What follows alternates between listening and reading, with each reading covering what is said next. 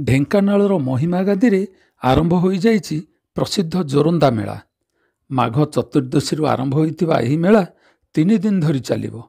ଏହି ମେଳାରେ ଯୋଗ ଦେବା ପାଇଁ ସାରା ଦେଶରୁ 7 ଲକ୍ଷରୁ ଅଧିକ ଭକ୍ତ ଏବଂ ସନ୍ଥଙ୍କ ସମାଗମ ହେବ ବୋଲି ଆଶା କରାଯାଉଛି।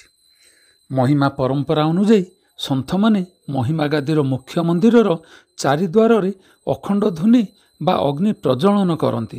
ସନ୍ଧ୍ୟାରେ ସେମାନେ ସ୍ତୁତିଗାନ କରି ହୋମ କରନ୍ତି। ସୂର୍ଯ୍ୟାସ୍ତ ପରେ ସମଗ୍ର ମନ୍ଦିର ପରିସର ମାଟି ଦୀପର ଆଲୋକରେ ଆଲୋକିତ ହୁଏ, ଯାହାକି ଏକ ମନୋରମ ଦୃଶ୍ୟ ସୃଷ୍ଟି କରିଥାଏ।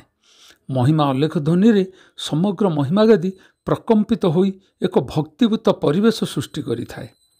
ପରମ୍ପରା ଅନୁଯାୟୀ ପିତାମାତାମାନେ ସେମାନଙ୍କର ସନ୍ତାନମାନଙ୍କୁ ମହିମା ଆଲେଖଙ୍କୁ ଅର୍ପଣ କରିବା ସହ ମୁଣ୍ଡନ କରିଥାନ୍ତି।